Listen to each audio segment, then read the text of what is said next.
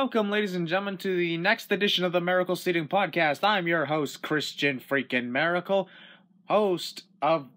I think I just said that, actually. Yeah. Anyway, I'm your leader of the Optimistic Army. And now, of course, as you guys know, if you don't know already, my channel has been resurrected. Unfortunately, however, the Maracle Seating Podcast will continue to remain on this one, the Life of Maracle channel. But in the meantime, I have a special guest. Actually, no, he's no longer a guest. He's now my co-host of this show, WWE Paper Review, BCnRollins. How you doing, man? Doing good. How about yourself? I just told you how I'm doing. Wait, no, I didn't. Okay, that's good. Okay, this is getting a little too cringy. I should stop talking like that. Anyways, moving forward, it's been quite an amazing weekend. It's been an amazing weekend for WWE this past week because of two pay-per-views, NXT TakeOver Chicago and WWE Backlash for a SmackDown pay-per-view extravaganza. And so, I just want to know, like, how much were you looking forward to these events when they began? If I'm being honest, I was looking forward more to TakeOver more than the Backlash. That's just me, though. The TakeOver was really good. Backlash was pretty decent. It was more shocking moments in there. But yeah, I think they're both pretty decent pay-per-views. Well, yeah, of course. Like, at this point, like, ever since WrestleMania 32, everybody's been looking forward to the takeovers more than the pay-per-views coming after it. Of course. Mainly because of the amazing action that these NXT wrestlers do in the ring, because it's the development roster. Yep. So, we're going to go through, ladies and gentlemen, NXT TakeOver Chicago, each individual match, each individual moment, and then after that, we're going to go right to Backlash. So, kick back, make some popcorn, get a drink. Make sure it's a cold drink, too, especially if you have popcorn. Truth. Really important indeed. So, we kick things off. NXT TakeOver Chicago. First match was Eric Young of Sanity taking on Roderick Strong. And what'd you think going into that match about this? I was really not looking forward to this feud, like, not really that much. But it was actually shocking. And, like, I thought that match was going to be pretty, not that good, but it was actually pretty shocking. It was actually really good spots there and there. And, yeah, it was a pretty good match. It was shocking to me, at least. Oh, yeah, like, Sanity, of course, has been dominating quite a bit in NXT. I'm still waiting for them to go for the NXT Tag Team titles.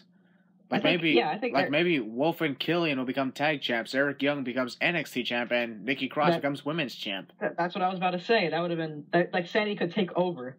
Yeah, literally at TakeOver, huh? Imagine. I wonder. Be great. You never know. Maybe a future NXT TakeOver, like maybe a Brooklyn 3 coming up, they could possibly do this. I was actually kind of mad though that Roderick Strong won, but you know what are you gonna do? Actually. Well, from looking back on it, like NXT Orlando, he was on the losing side for like that 8-person mixed tag match they had. Yeah. So like, you gotta give him something eventually, right? I mean, he's got to look, quote, strong. He's got to look strong for the young people out there. Oh my God, 2 puns in one go. I'm on a roll, and I still suck at my job.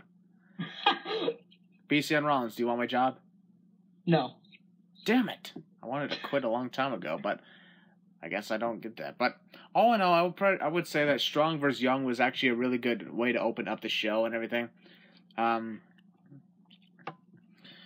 But aside from that, like, pretty much there was one singles match, just a one-on-one match, and the rest of them were title matches. Yep. As a matter of fact, the next match, for the first time ever in NXT history, they had the United Kingdom title on the line as Tyler Bate, who I'm freaking older than. That's so weird. Taking on Pete Dunne, who I'm younger than. Well, it's like, for the first time ever, like, when I see Tyler Bate and everything, finally I can say to a WWE wrestler, "Okay, good job, kid." That guy, honestly, I don't really like Tyler Bate. I just think it's kind of boring, his character at least, but he's a really good wrestler, and him versus Dunne was probably one of the match of the year. I sadly was unable to watch the United Kingdom tournament that took place back in, January, I believe? Something like that, January. Yeah, I was unable to see it, and I didn't really watch much of it. Mainly because there was a lot of other things I was doing at the time, with the WWE scenes. At the time, I was on a Royal Rumble Cineathon. Yeah. Sending so many Royal Rumble events. That was crazy and fun. But yeah, Tyler Bate versus Pete Dunne. We actually had Jim Ross over on commentary for this match. I think Jim Ross is now going to commentate for all the UK stuff. Yeah. Unfortunately, though, he was the color commentator for this case. It'd be a lot better if he was play-by-play. Yeah, true. JR is really good at what he does when it comes to the commentary team, but I'd really say that he really needs to be a play-by-play commentator for stuff like NXT or UK, or from my understanding, he actually will be play-by-play for the upcoming women's tournament coming up. Yeah, that's good. Which, by the way, what did you hear about the name? Yeah, Mae Young Classic. I love it. When I first heard Mae Young Classic, I actually thought to myself, what are they gonna make it, a freaking strip club here? Knowing Mae Young, that's what she was known for doing in her, the times from the 90s up to. Anyway. But that's the future. That's not till the summer. And anyways, Tyler Bate and Pete Dunne going into the match. I thought it was going to be really good. I didn't expect it to be epic. Yeah, I thought that's oh my, that match was amazing. Yeah, you can barely say a word because of how great it was. Exactly. The fans were giving standing ovations so many freaking times during this match. It was mind blowing. It just stole the show. Do a single Hurricane Rana, people will stand up and clap. Mm-hmm. Do a clothesline. Punch each other for ages and people would clap. It was great. Yeah, I'll be quite honest though. I don't see what people find so amazing about things like that when there was something it was the wrestlers doing multiple punches to each other. I don't get why people always go ahead and freaking cheer for that all the time, as if it's the best thing they've ever seen in their life. I can understand the boo stuff, but I don't know. But I mean, I'm going to talk about when they're all punching each other at the same time, and people are like, yeah, and just clapping and cheering. That's true. Pete Dunne eventually won the match. Now we have two people who have been United Kingdom champions, Tyler Bate and now Pete Dunne. That was well deserved. Oh, by the way, when I saw Pete Dunne over at NXT Chicago, one of my first thoughts of him looking at his outfit and his hairline was like, oh, he's a young Jack Swagger. He's a young and British Jack Swagger here. He's the bruiserweight. Then again, there's a lot of, there was a time where there was a time I made a hilarious joke. You want to hear it? Yeah. What do you get when you mix Wade Barrett with Chris Jericho? What? Gordon Ramsay. That's true. Gordon Ramsay, the chef. That's true. What the fuck is this? I actually, do you ever watch Hell's Kitchen? It's a good show. I have. It's great. We're not here to talk about Hell's Kitchen, though. What the hell am I doing? All right, but the next match, triple threat match for the NXT Women's Championship as Asuka defends against Ruby Riott and Nikki Cross. Now, originally, Ember Moon was supposed to be in it. Mm-hmm. I don't know why, but I honestly feel like the Ember Moon thing is a storyline. I have no idea. It's just me. Actually, the Ember Moon injury thing you're referring to is actually legit. I thought it was going to be storyline, but I guess... If it was storyline, if there was storyline, they would have done something to make it seem like she's not going to be there in time, but then she shows up at the last minute. Yeah. But no, this is actually a legit injury going on. Currently, I hope Ember Moon is going to get back in the ring soon. Yeah. But, I mean, this is the second the last 2 out of 3 takeover events, Asuka found herself in a multi-female match. Yep. And I honestly wasn't really that excited for this match because I knew that Asuka was going to win. I just knew. So I wasn't really that excited for it. I'm thinking if Ember Moon was involved in the mix, maybe we could have had something going on. Asuka, Ruby Riott, Nikki Cross. Aside from the fact that Asuka won and everything, let's go into the match itself. What did you think about the performances from Cross and Riott? It was alright. I wasn't really into this match. I thought it was kind of boring, but it was okay, I guess.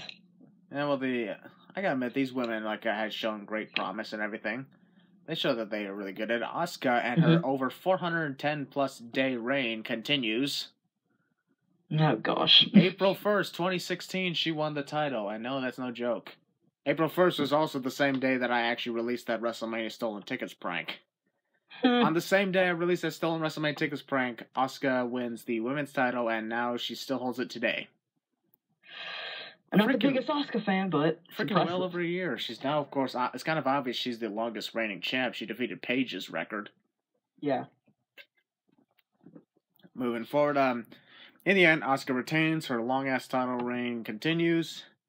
And I was surprised that the next match was for the NXT Championship. Mm-hmm. Bobby Roode versus Hideo Itami. And when you look in the terms of storyline, this is Hideo Itami. It could have been his moment. This was like the one moment he'd been trying to do for a long time. Become NXT champion. But unfortunately, due to a parade of injuries. Yeah. He's like messed up his shoulder, gone for a year and a half. Comes back about like a month or so or two later, injured again, and out for Lord knows how long again. And that's pretty sad. That'd actually be amazing if Hideo won, because that'd be just great. I think they should have been, honestly. Well, let's see. Of course, we got nothing against Bobby Roode or the fact that his entrance on the entrance stage looked like a messed up off-sync rock band like piano thing. Because that's what it kind of reminded me of. And, like the notes, however, going on the piano were completely off sync to the actual music playing. That's actually true. What? That's why I couldn't even look at it, because I was like, oh my god, that's so horrible. That's so freaking horrible. Oh man. But yeah, this could have been Hideo Itami's moment, because he'd been looking for a couple years now to become NXT champion. He finally gets his title opportunity. And after a good back and forth match, it was really good. It was pretty stale at times, actually, though. There was a few moments where it was pretty stale. Yeah, I'm just waiting for the GTS so the crowd can go crazy, but... Instead of going crazy, they ended up chanting CM Punk. Yeah, that's what happened. Well, we're in Chicago. Yeah, but at least they got rid of those chants, like, right away. At least they stopped. Yeah, I'm surprised even the people of Chicago don't want to cheer for Punk anymore, so... Yeah, I think they've gotten over it. Yeah, it's been 3.5 years. Yep. He's been gone for 3.5 years? Holy shit, I'm freaking old. I was watching that Rumble live. Oh yeah, you thought I wasn't? Well, nevertheless, Roode ends up winning in the end, counted the GTS into the Glorious DDT. Mm-hmm. Those were two of the greatest Glorious DDTs I've ever seen. Yeah. Like the ones he did to Shinsuke Nakamura in Orlando were also really good. Mm-hmm. Roode defeats Tatami, continues his glorious title reign as they portrayed. And now we can move on to our main event, which was the ladder match for the NXT Tag Team titles. As the Authors of Pain took on DIY in a match that I thought was kind of stale. I thought it was pretty good, in all honesty. Well, it could have been good, but honestly, it was good, but it could have been better, way better. Yeah. I don't understand. Like, there was like a moment, you remember the moment where both Akam and Rizar were on different ladders? Yeah. Whereas Ciampa and Gargano jumped off. Johnny missed his target completely. Tommaso, on the other hand, got him. I thought Johnny died. Yeah. So yeah, people still think that was a holy shit moment. Yeah, I thought Johnny died. I was like, is Johnny okay? Yeah, well, and also here's another thing that I had a big problem of in this match. Aside from the fact that Johnny Gargano super kicked Paul Ellering in the face, he's a dick to his elders. I should probably put that in the Sin video, right? Do it. Johnny Gargano is a dick to his elders. Mm-hmm. Or should I say elderings? One of the biggest Authors of Pain fans, so... And, the one problem I had was the ending of the match, because throughout the match, when one member of the Authors of Pain were climbing the ladder, the other was hanging onto the ladder, and he was slowly ascending. But the moment that they won the match, they're both climbing the ladders as fast as they freaking can, as if they never had a problem in the first place. That happens on almost every. Yeah, that completely ruined the whole. These guys are taking their time with the ladders because they're nervous and everything. It completely destroyed it. And of course, we know a lot of things were destroyed, whether it was good moments in that match, the belief of you're afraid of climbing the ladders, or the destruction of DIY at the end of the night. That was amazing. Everybody was so sad and mad, but I just thought that was a great moment. Oh yeah, I thought it was excellent. I thought that was actually the perfect thing to do, because everybody at that point thought they were waving goodbye. Oh, they're gonna go to the main roster now. But no, that would have been the predictable thing. Mm-hmm. But this happens instead. Massive heel turn. Tommaso Ciampa turns heel. That was really cool. Yeah, when he turned heel, he said, "This wasn't our moment, but this is my moment." That was just excellent. Yeah, leaving Johnny confused for a little bit, but at that point it was way too late. Yep. Couple knee strikes to the face, and then like over the shoulder belly to back power driver through 2 tables out right off the announce table. That was great. That was very great. That was a perfect way to end NXT Chicago. And while a lot of people have been telling me to add multiple sins for the heel turn, I'm like, fuck no. Why would you add sins for a heel turn? Well, unless of course it's Big Show. Oh yeah, that makes sense. Here's sins I would not add for heel turns. Tommaso Ciampa is an example. John Cena and Roman Reigns. And Finn Balor. That will not get added. Or Bayley. If they ever turn heel. So I believe I'll get to Bayley in another time when we're actually discussing a Raw pay-per-view, but I believe she should turn heel as well. Would that work, though? Oh, yeah, it could work for anybody. I mean, Sure, Alexa Bliss was one of the nicest people in NXT and in real life before she turned into this wicked witch of WWE. And now she's the best person on Raw. Exactly. But anyways, yeah, Authors of Pain retained the titles. Like, there was only one title change in NXT Chicago, and that was the UK title. However, in my opinion, like when it comes to the NXT titles, this is the second takeover in a row where all titles are retained. Yep. Authors of Pain retained against DIY. Bobby Roode defeats Hideo Itami, and Asuka wins a triple threat. And now, like, we're going to be going the next time we talk about takeover, it's going to be at NXT Brooklyn 3. Adam Cole, baby. Yeah, that's another thing. I almost forgot to mention, which was everybody was saying, oh, Adam Cole is going to debut at NXT Chicago, mainly because his last event is going to be the day before. Yeah. They think just because the Hardy Boys pulled that off, that Cole's going to pull it off too. And I heard afterwards that he actually has another event planned, if I'm not mistaken. Yeah, well, here's the thing though. When it comes to I would actually like to see Adam Cole in the NXT roster one day, but I'm not the type of guy that would literally go ahead and shout out, oh, he's going to be here at this time, and I know this for a freaking fact. This is a freaking fact, not an opinion. Yeah. I mean, did you know there was a lot of people on Twitter who were, demanding that I actually admit that Adam Cole was going to be NXT Chicago? And you remember the tweet I wrote down? Yeah, you're like, #no Cole or something. Yeah, I also wrote another tweet saying, NXT Chicago was awesome, baby. LOL. And then, of course, I wrote another one saying, there was a lot of people demanding that I admit that Adam Cole was going to show up at TakeOver. I'm just completely laughing at what they're thinking right now. You know what? Wouldn't you know, I'm not surprising when I tweeted about DIY and everything, I actually got quite a bit of heat. Not surprising. Got quite a bit of heat for pretty much talking down DIY after they got destroyed. I'm going to get hate for this, but I don't care. I honestly think that DIY is kind of overhyped a little, but that's just me. Oh, come on, man. You should not say that about them. You shouldn't say DIY is overhyped. You should say they're overrated. They're overrated, not overhyped. If you want to say that. They're overrated. They always were. They always will be. They're dead now. We don't have to worry about them anymore. #wait for the hate comments. Oh, yeah. Or in my case, nobody cares about the freaking hashtags. But this is a podcast, in which case, hashtag whatever the hashtag fuck you want. And now, ladies and gentlemen, that's the end of our review of NXT TakeOver Chicago. And now we're going to move on to what happened the next night, which is WWE Backlash.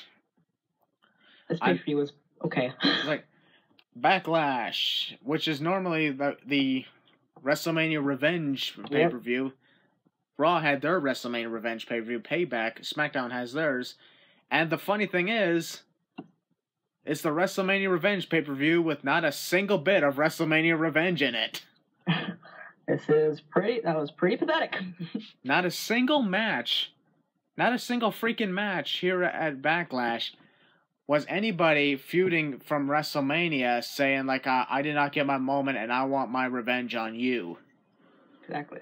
Like, I like the good old days of Backlash and everything. Back in the times where, like, it was the exact pay-per-view after WrestleMania. A lot of the matches were rematches from the previous Mania, and some of the time, the people got their revenge. Other times, they didn't. 2009 Backlash was a perfect example of, like, WrestleMania revenge because of, like, when I looked at the card and everything, a majority of those matches were, like, things that happened at Mania. Yeah. Like, there's a few, with the exception of a couple, but at this year's Backlash, not a single match that happened was anything about, I did not get my moment at WrestleMania because of you or anything, and I want my redemption. There was nothing like that, and so I'm like, what was the whole point of calling this event Backlash if there was no Backlash? Exactly. We could have literally just called this Random Crapola. Actually, no, now that I mention it, that could be the perfect name for this pay-per-view because literally every single one of these matches were random. They were just like feuds put together, like for no reason. Feuds put together, whether it's like title matches, like, well, some are earned and everything, like or somebody headlining a show when they haven't appeared at all when they were at the pre-show of the previous event. Jinder Mahal. Yeah, exactly. So yeah, a lot of these things that happened was like, I really wish like this event that would be called Backlash, you'd think, oh, after WrestleMania, it's time for Backlash. But honestly, nothing of it said Backlash. But let's go into the matches themselves. Like, we kick things off with Dolph Ziggler taking on Shinsuke Nakamura, who finally made his debut in the ring, anyways, on the SmackDown roster. Mm-hmm. Or I don't understand. What I don't understand is they're calling him the artist known as Shinsuke Nakamura. What the fuck? That's his new nickname. It's kind of dumb. Oh yeah, I'm like, what the fuck is that supposed to mean? The artist known as Shinsuke Nakamura. You know what that reminds me of? The artist formerly known as Goldust. Can we also just talk about how Goldust is going back to his old character? Oh yeah, we can. Yeah, I actually like that idea. Ever since, like, the sudden heel turn against R-Truth, that was really good. I love that. But anyway, that's on Raw. We're talking about SmackDown pay-per-view here. Nakamura versus Ziggler. I'll admit, when you think about it, that would be great. Actually, as a matter of fact, I'm just going to let you guys know right now. I did not see a majority of this match because I had to go out and get my pizza. I ordered pizza before the event.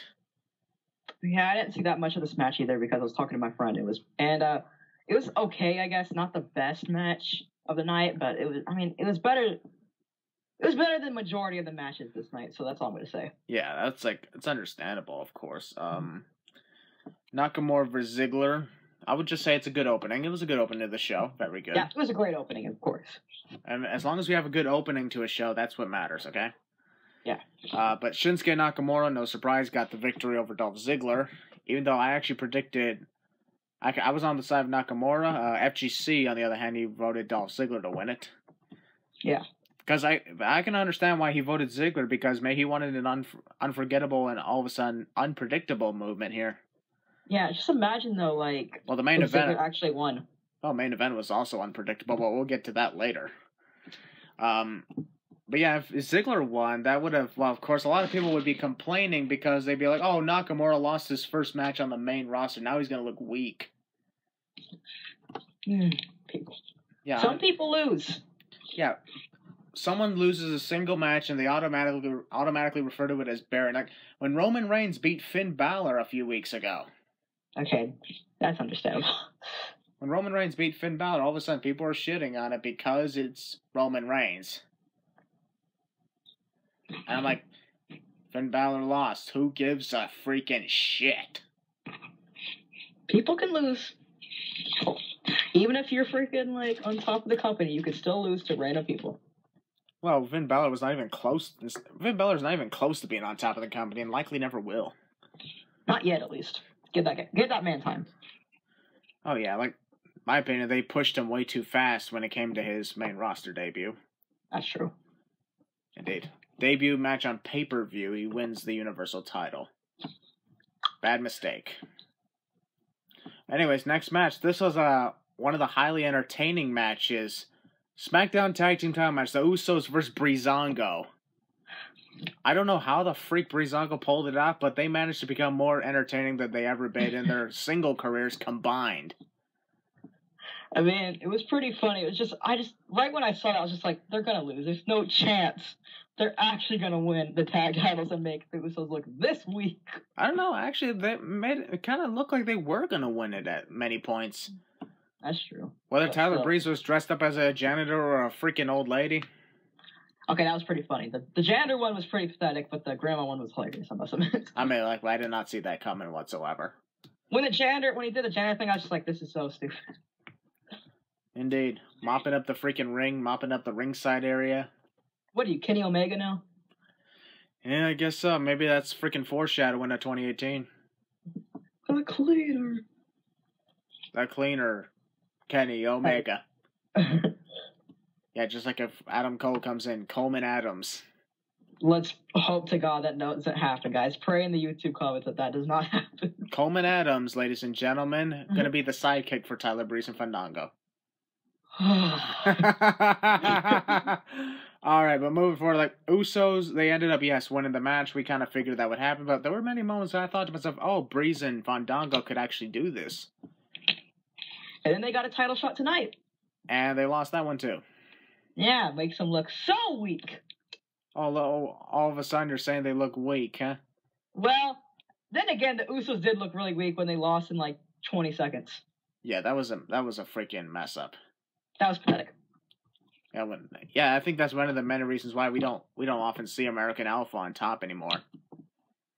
I don't really like them anymore. I think they're pretty boring. I wanted to like them. I really did. I'll be honest. I really did. Same. I did really want to too, but they're just like the. I don't know what you. Like the Asuka of the tag division. Well, except for the fact that they have not been holding the titles for a long time. Yeah. Besides that, but they never lose really that many matches. Well, Asuka hasn't lost a match. Has she lost yet or no?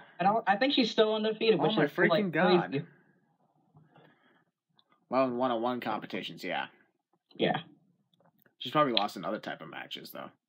Probably. But speaking of people who I want to be impressed with, but they never show me any promise. Sami Zayn took on Baron Corbin in the next match. I didn't really pay attention to that much this match. I think it was pretty boring. Well, actually, I watched it through. It was really good. It was like about 15-minute contest. I was actually shocked that Sami won, though. Yeah, when he did, I actually said about freaking time. Yeah, Sami Zayn ended up defeating Baron Corbin in the end. Maybe it's a possible start.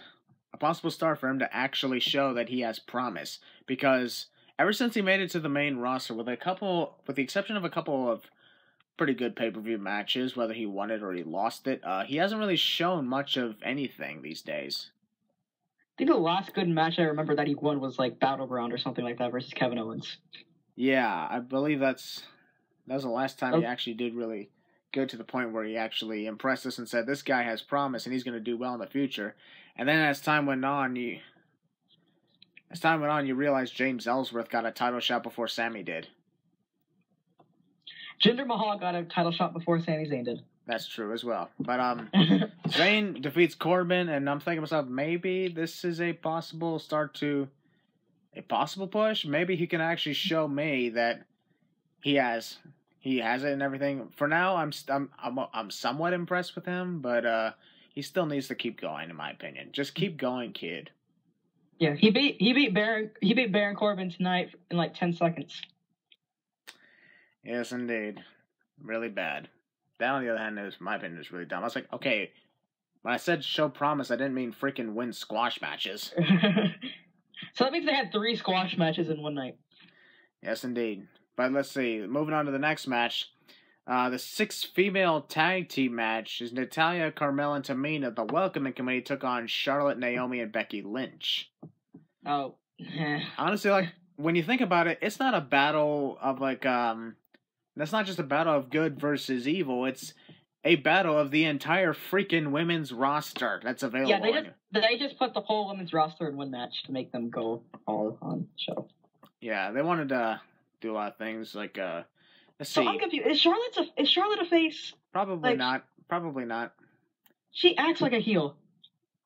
She's probably a tweener then. Who knows? There's that saying too. Guess so. Well, the thing is, like, there's like currently like 6 active women on the roster. There's Nikki Bella is inactive, pretty much gone at this point. Isn't Summer Rae also on there? I don't know, probably. Where is Summer Rae? What happened? I think she's hurt. Probably. And of course, there's Eva Marie. I think she's gone. Yeah, she's basically gone for good. Goodbye. Aside from that, that's all we got. That's what we got. We only have 6 active women on the SmackDown roster. That's why I'm thinking maybe we need 1 or 2 calls. Like, put Asuka or something on SmackDown. Asuka was working at SmackDown Live events, so I feel like she will go to SmackDown when she wins the title. If anything, well, then again, Paige did debut when she was still the NXT Women's Champion. Yeah, that's what I'm... Oh, it's also Sasha Banks did, too. Yes, that's true. And Kevin Owens debut when he was NXT Champion. Exactly. That's why they should just bring her up already. Asuka could still go to the main roster as we speak. So could Bobby Roode. But then again, Bobby Roode hasn't even been on NXT for a year. So give him like a few more months. Or maybe give him like to like after the Royal Rumble or so. I don't know. Yeah. But anyways, Welcoming Committee defeats Charlotte, Naomi, and Becky in a match where we pretty much didn't even give a shit who won or lost because it didn't really mean anything, did it? No, it didn't. Didn't care. Now they're having a 5-woman freaking number 1 contendership, which I think they should do. I think they should have a Money in the Bank ladder match for the women. Exactly. That's what I think is going to happen. No one's going to win. They're going to set up a Money in the Bank ladder match. I just really hope they do that because that'll be a good idea. Either that, yeah, what, are we going to get a freaking pink briefcase? That'll actually be really funny if we do.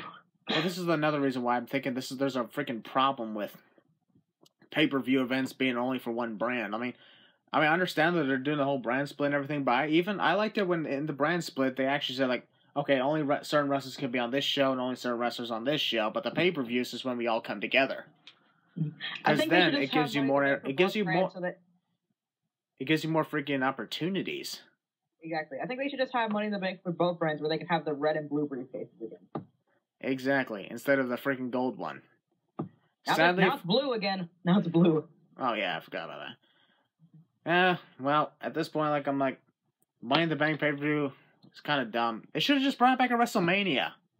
Exactly. Money in the Bank ladder match, WrestleMania. That could have been the moment the Hardys show up. Yeah, they can have freaking both brands be on it too. 3 people on this brand, 3 other people on that brand. And they could actually cash in on either title. That'd be great. Exactly. That'd be freaking epic. Anyways, Welcoming Committee defeats Charlotte, Naomi, and Becky in a match where nobody really gave a shit as well. They actually called themselves Welcoming Committee. That's kind of dumb. Yep. Because when you think about it, the only one who was on the welcome, who needed the welcome, was Charlotte. Whereas Tamina, she was also a newcomer. I'm surprised that they're not giving her the Welcome Committee treatment. I think Tamina's kind of underrated. Yeah, I mean, what I want to see is Tamina actually get a push. Same with Natalya. Yeah.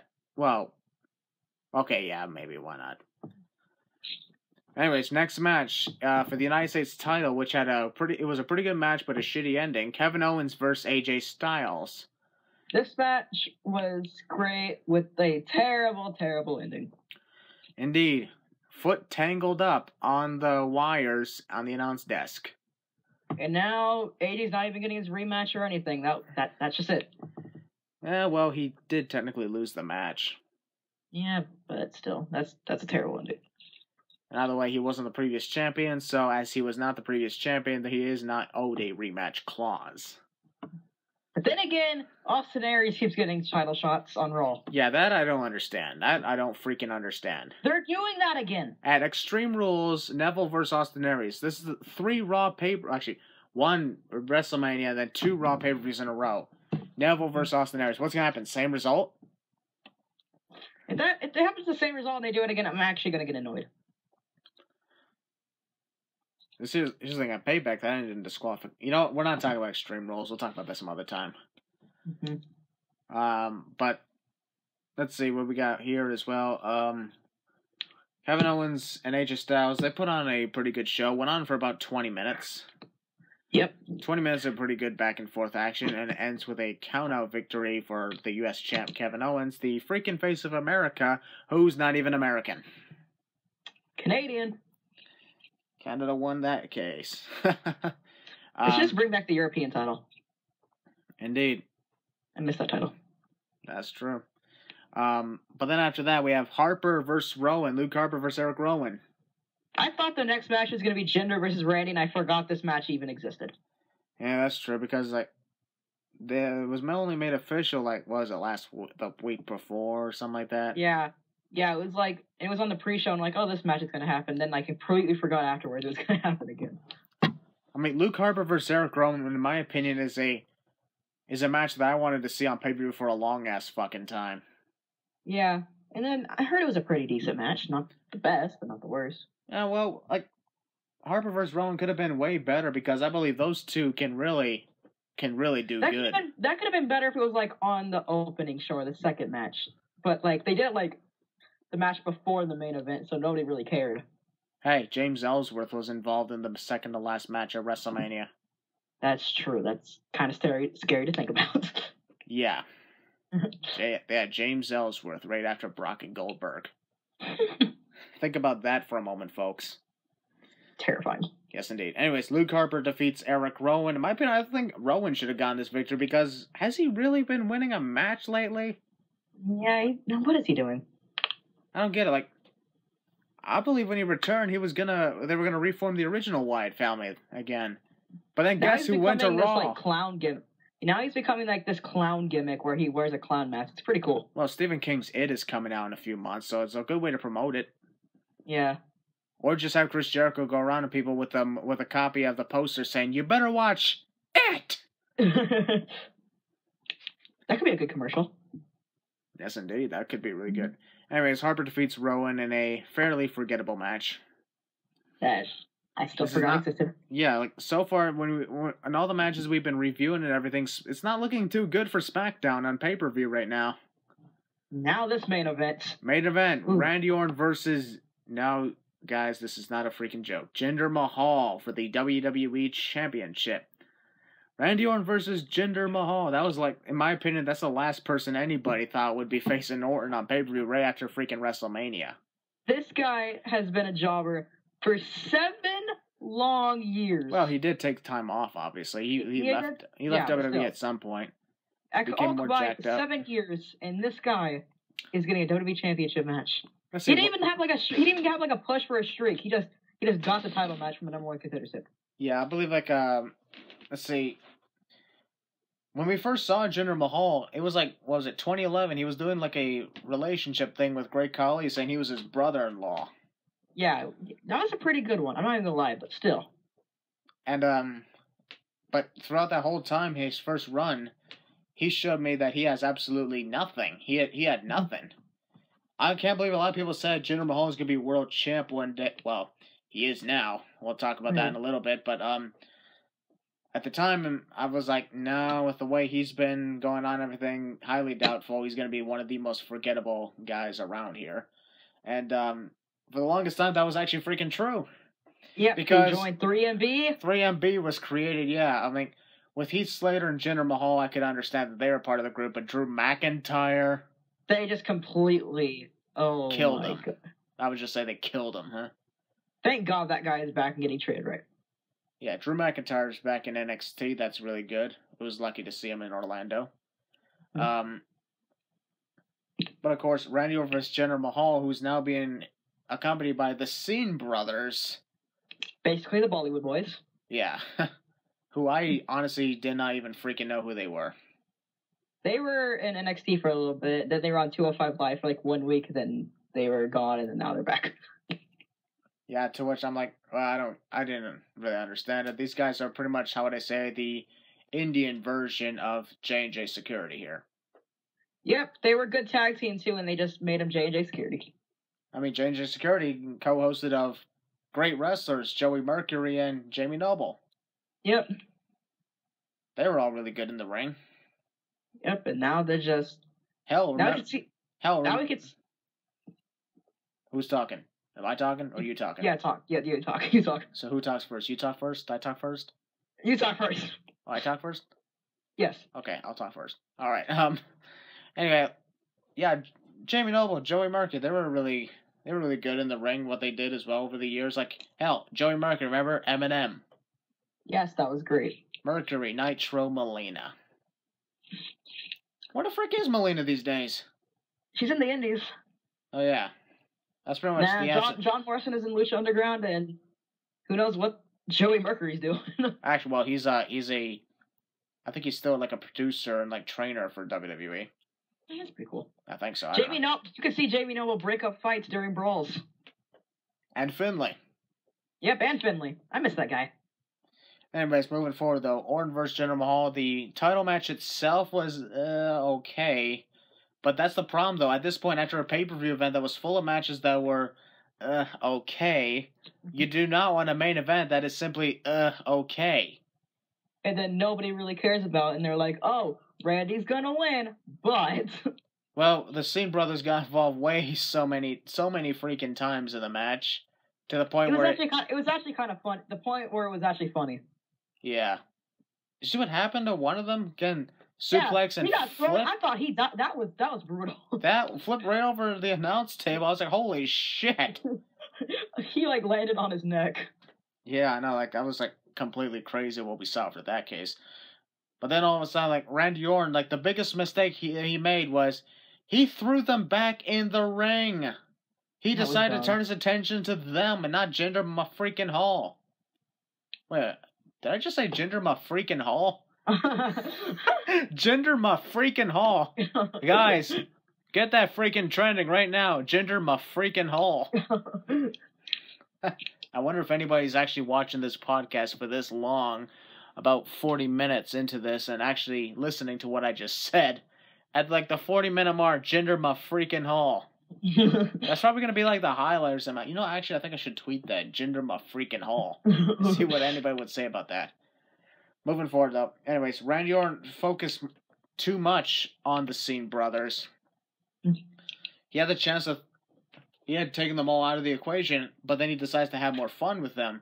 He gave them both the rope DDT, and at that point, like, I was just thinking to myself that maybe, like, he was just wasting too much time, and if Orton lost at that point, I was going to be like, this is his own freaking fault that Randy would lose then, if he just kept focusing on the Cena brothers. Do you agree? Agreed. Yes, indeed. And guess what happened after the freaking double DDT on the ropes from behind? Yep, and then the freaking, I guess you could call it Dreams Suite or whatever it was from Ted DiBiase. Oh, yeah, Ted DiBiase Jr. The move that Ted DiBiase Jr. is my opinion, I think that would have been great if, no offense to Jinder Mahal, but how great would it be if that was DiBiase that won the title that night? What is DiBiase doing nowadays? Is he still a wrestler? No, not anymore. That's sad. I miss that guy. Same here. In my opinion, I think he had more potential than Cody Rhodes did. Fair enough. Cody Rhodes did have a lot of potential too until they made him Stardust. Yes, indeed. They ruined him. Moving forward, Mahal performs the Callus. And then 1, 2, 3. That was, my jaw dropped and I started laughing so hard. Jinder Mahal is WWE champion. I still remember Byron Saxton throwing a hissy fit. Yeah, he acted like this was like fake. He was like, is this real? He's like, no. Did you see the Indian commentary team for that? Yes. Like that video? Yes, that was hilarious. I saw that. Number one. Understandable. Like, it's about time, like, India got something good around it. Well, then again, Jinder Mahal is freaking Canadian. That's true. He is Canadian. I mean, sure, they say he's actually Indo-Canadian. He's got the heritage in him, but he was born and raised in Calgary, Alberta, Canada. Yep. So it's mainly the fact that he has the background and anything that it would actually work out that they would say he's from Punjab, India. Yep. Just like Great Khali. Just imagine if Great Khali came out afterwards. Yeah, Mahal versus Khali. Khali always dominated Mahal in their feud. That's true. Even though Mahal carried it most of the time. Yep, he always ended up getting thrown out. Like the 2012 Royal Rumble. When he was in, everybody thought he would do good in that match, and he was out 30 seconds later. That's sad. Well, actually 2 minutes later. But now, whatever happened before doesn't even matter anymore. 3MB That's a blast from the past. Jinder Mahal, whether we like it or not, is WWE champion. I'm giving him a chance. He's done really good so far. So it's about time. Like, in my opinion, like, it's a good thing that he was given a push, but he was pushed a little too high. I think he should have went after a mid-card title first. I don't know. This is his first title in WWE. Period. Yep, that's what I said. He should have went for a mid-card title, maybe develop that a little bit, then go for a main title.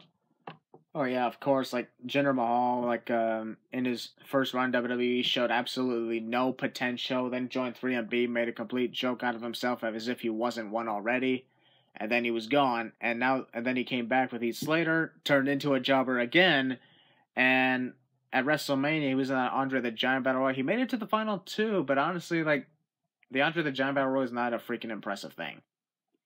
Yeah, Mojo Rawley won it. Yeah. Yeah, Mojo Rawley won it, and yet it's Jinder Mahal who gets the major push around here. Where's Mojo Rawley? We're like, where the hell is he? Oh, we haven't seen him. We haven't seen him that much around here. Oh, okay. What happened to that big push you promised them? Oh, we're not doing it. Okay. Thank you. God bless. Bye bye. Hopefully, Mojo. Mojo's okay.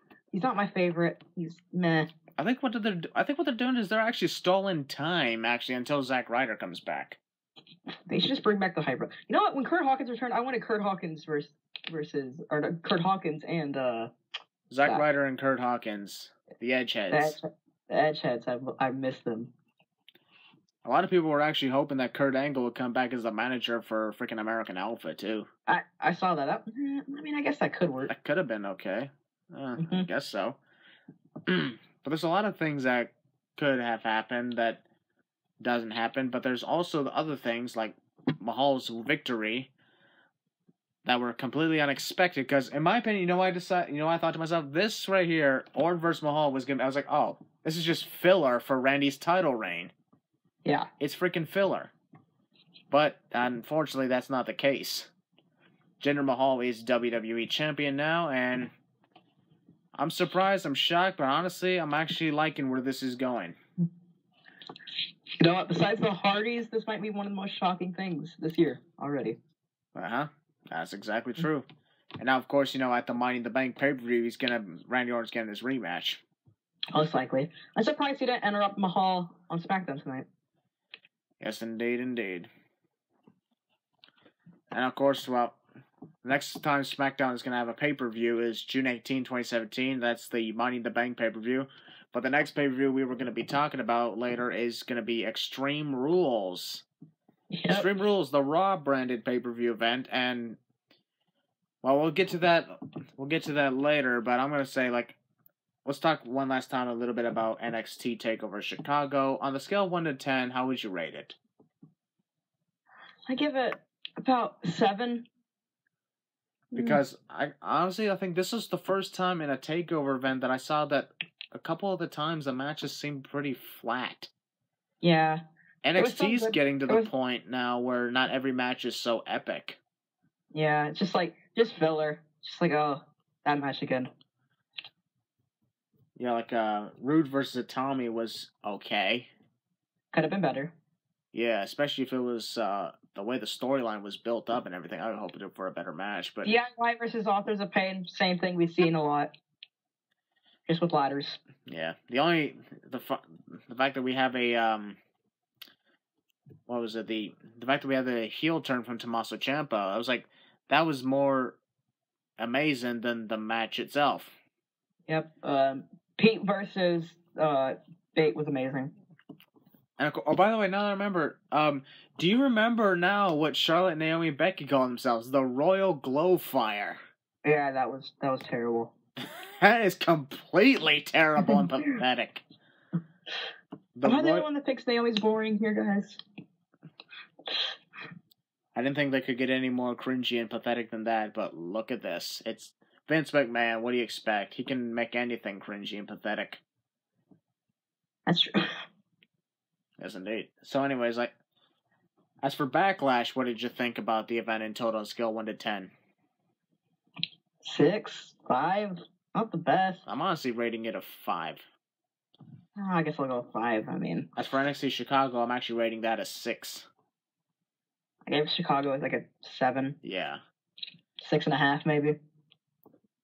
It's kind of shocking when you rate an NXT event less than 8. Exactly. Most of the time, like, some of these Chicago, like, takeovers have not been that good. It's just meh. Yeah, like, it's starting to get to the point now where it's almost the same thing is happening. I think it's time to shake things up a little bit. Yeah. Like, the next NXT event that's coming up, I feel like as if Brooklyn is like their WrestleMania. Yeah. They have to make Cassius go for the title. Please. No. I kind of feel like he should. That makes amazing. Well, Cassius, no. Okay, that's one thing to think about. What I hope they do not do is if Adam Cole goes to NXT, they should not immediately put him on the title picture. Do not immediately do that. I think they should just bring a mid-card title. Yeah, now that you mention it, I believe we have enough wrestlers to actually do this. Yeah, mid-card title. They can make like an intercontinental title or something like that. As for when I look back at the previous NXT events that's been happening, the previous TakeOver events, there's at least like 1 match or 2 matches that are nothing, non-title matches, and then there's the 3 title matches, and that's there's so many guys on that roster that are just mid-carders. Yes, indeed. Like that's something that you do not need. Like hell, I wouldn't mind if they put a freaking battle royal at an NXT TakeOver event. Yeah, exactly. Something like that. Like just. You can have like a tournament for like a mid-card title. So like, because like Ty Dillinger, he just was not the best. They could have made him like a mid-card title, like I said. So that's what I'm saying. They should just make a mid-card title, so other people can get a chance. Yes, indeed. Like there's like Roderick Strong, for example. Roderick Strong, yeah. Cassius Ohno as well. Mm-hmm. Sanity. Exactly. Aside, of course, like from them possibly going for the tag team titles or Cross going for the women's title and. It's like, I believe, like, in my opinion, that stable could be to the point where... Also, now you mention it, now that DIY's no more, Ciampa and Gargano are on singles competition. Yeah, I think Gargano can do some special stuff, so is Ciampa. So, which is more reason why I believe NXT should create another title, like, for the mid-carders. We just don't know what we would call it. Like, they have their top title, they have a women's title, they have a tag title. Okay, big whoop. There we go. They have a UK title, but can you really count that as an NXT title? No, it's not an NXT title. I think they just did that as a special attraction to sell more tickets. Yeah. Pretty much anything involving things that are different. UK title, Jim Ross. Mm-hmm. That'll definitely sell tickets. Exactly. But all in all, like the pay-per-views that happened over the course of a weekend were almost like one was pretty good, the other was okay. Backlash was the one that was okay. And that's something we don't really want out of a pay-per-view event these days. We want something to like make our minds like just go crazy. We want something like that. We don't want okay. We want good. Yeah. Like there's like so many things like we want. We want this to happen, whether it's somebody like this wrestler to win this or that wrestler to win that. Or a debut. Adam Cole. Adam Cole, yeah. And a lot of the times when there are NXT call-ups and everything, a majority of them are wrestlers. Majority of them these days are wrestlers who have not done really much. Example, Elias Sampson. That man finally had a match, and it was not that good. Yes, indeed. After over a month of just going around playing his guitar, or should I say, drifting along. Mm-hmm. I love that guy, though. Speaking of which, I want to take a quick moment to talk about the next pay-per-view that we're going to be reviewing, which is the Raw exclusive event happening on June 4, 2017, Extreme Rules. And there's so many great possibilities going around here, but the way I see it, an Extreme Rules event, they really should have every single match have a stipulation. Yes. So far, in some ways, they actually do it. There are 5 current matches that are set. We have, Neville versus Austin Aries. It's now a submission match for the Cruiserweight title. That should be interesting. At least they had a stipulation for it. Submission match, okay, that's fine, right? Yeah, at least now they don't have to do, like, disqualifications and stuff. Ambrose versus Miz, speaking of disqualifications, it's just a regular one-on-one match, but Ambrose can't get disqualified, otherwise he'll lose the title. Yes. That's not really much of a stipulation, though, is it? If Miz doesn't want Ambrose to get disqualified, just make it a freaking no-holds-barred match. Exactly. Then again, we technically already have a no-holds-barred match in form of an Extreme Rules match. Yeah. Fatal 5-way? Seriously? Yeah, I don't understand what that even freaking means. Do you understand what a freaking Fatal 5-way is supposed to mean? It's a Fatal 4-way, but they just put one more guy in there, so it's 5. Mainly because they couldn't even come up with a freaking creative idea for that. Yes. And again, for a 6-people match. They called it 6-pack challenge. I'm like, okay, that's kind of funny, but at the same time, that's creative. 6-pack challenge because they couldn't call it an orgy. Well, anyways, yeah. Rollins, Reigns, Balor, Wyatt, Joe all compete for a shot at the Universal title. Oh, wait, we have a Universal title? That title still exists? I haven't seen that in, 50 days? Man, who's the champion? I don't know. Another guy. Oh, right. I think it's Brock Lesnar? I'm not really sure. That guy has what? I think I've seen one match off of him. He's trash. Yeah, I think I saw him that one time, long time ago. Yeah, I saw him at Mania. I think he faced I don't know, some bald dude. I don't know. Named Goldberg, I think. Yeah. Beat up a 50-year-old man, something like that. Yeah. I don't know. Yeah, he thinks he's good now. Yeah. Raw has major problems, and one of them is Brock Lesnar. Yep. And a title. But you know what? He sells tickets to Vince, I guess. So far, every match that we got is a title match. I think we freaking got all the Raw titles with the exception of the Universal title on the line here. It's crazy. Main event is likely going to be that Fatal 5-way match, but Hardy Boys versus Cesaro and Sheamus again. This time a tag team steel cage match. That should be pretty interesting. Titles. Then again, we know the Hardy Boys have done extremely well. No pun intended, extremely well. In steel cage matches for the tag team titles. Let's go back to their old days. Remember, they actually won a tag team title inside a steel cage. Those are good times. Hardy Boys versus Cesaro and Sheamus. Let's hope Jeff Hardy doesn't lose any more teeth. But listen to this, though. Alexa Bliss versus Bayley, a kendo stick on a pole match. Why couldn't they just say Singapore Cane match? Exactly. Well, even though Singapore Cane is not exactly the proper term for that stuff, kendo stick actually is the proper term for those weapons. They could have just said kendo stick match or something like that. I don't know. Instead of on a pole, why don't they just do that one thing where they would have giant openings in the ring post and they put several canes in each corner? That could work. But then again, we'll get to that when we get to that, because we're not going to be doing any stupid predictions, right? Because I do that with FGC. But aside from that, ladies and gentlemen, we're gonna go ahead and wrap up this episode of the Maracle Seating Podcast, which has been going on for about almost an hour now. Whew, this really is a podcast. Yeah, well, we had a lot to talk about. We talked about 2 pay-per-views, and then we ended up talking about a third one, which is coming up. But well, then again, we were just giving our insights about what we thought about those matches and everything. Do you actually believe that The Miz could become a 7-time Intercontinental Champion? He's becoming one of the greatest Intercontinental Champions of all time. Yeah, indeed. Hard to believe, but that's true. Isn't Jericho a 9-time or 10-time, something like that? 9. I think it's 9. He's coming. Miz is coming up there. Here's another thing that's interesting. A lot of people say that Miz is not a good champion mainly because he cheats to win and everything. I'm like, well, Jericho cheated to win in a lot of those. Yeah, Jericho's a great heel, and so is Miz.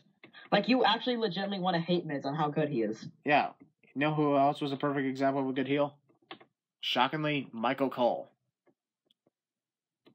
Michael Cole, when he was a heel back in 2010 to 2011, we actually did legitimately hate him. And the fact that we actually did prove that guy had X-Pac heat. That guy was bad. Yeah, the fact that we didn't like Cole because he had literally no talent. That just goes, and the way his attitude was going on, just goes to show that he performed that very well. Exactly. So yeah, Reigns, Rollins, Balor, Wyatt, Joe. When you think about it, that actually does sound like it'd be a great match to look at. Now, I really hope Joe wins because Joe versus Brock would be amazing. Joe versus Brock would have potential indeed. Wyatt versus Brock could also have potential. We could have seen Wyatt versus Brock at WrestleMania 32. That didn't happen though. They wanted Roman again. Brock versus Roman. As hard as it is to believe, I actually believe that Roman Reigns had Brock beat at WrestleMania 31. Mm-hmm. He actually could have beat him. And at the time, I was all in it for Roman to defeat Lesnar because I just wanted Lesnar's stupid title reign to end. I didn't even hate Roman back then. I thought he was pretty good. Well, I don't hate Roman. Never did. Rollins, however, and Balor, horrible choices to face Brock because they would both get killed immediately. And especially Rollins. We already seen Rollins get killed by Brock. To which I'm like, you could not even handle him before. What makes you think you can handle him now? He's been to Suplex City before, as he says. But I don't know. I think he'll get destroyed. Yes, he will. Did. Kind of obvious. So would Balor. Balor would get destroyed in 2 minutes, and that is if Brock was taking his time. I mean, maybe if he had his demon paint, but does demon paint really matter? Yeah, at this point, like Finn Balor's the Demon King and everything. At this point, I'm like, I don't see that as a freaking big deal. I don't get it. Like the paint's cool. It's cool to look at, but it doesn't change his wrestling abilities. He's still the same as he always is. He just looks scary. Yeah, it's just a look. But anyways, ladies and gentlemen, that was our reviews, review on NXT TakeOver Chicago and WWE Backlash 2017. Well, at the same time with a review of other things. I hope you guys enjoyed. I hope you guys are actually still there watching. Sitting down for a long time, an hour of listening to two idiots talking. That are just marks in wrestling. Well, yeah, that's kind of how it works around here. But anyways, ladies and gentlemen, thank you for tuning into the Maracle Seating Podcast. I'll keep you guys updated on what's going on in the future of the podcast and what's going on. But for now, BCnRollins, do you want to say your goodbye? Bye, guys. It was fun. Yes, indeed. See you later, BCnRollins. Subscribe to BCnRollins on YouTube, link in the description, and his Twitter is also in the description too. And I'll see you guys next time on the Maracle Seating Podcast. We are out.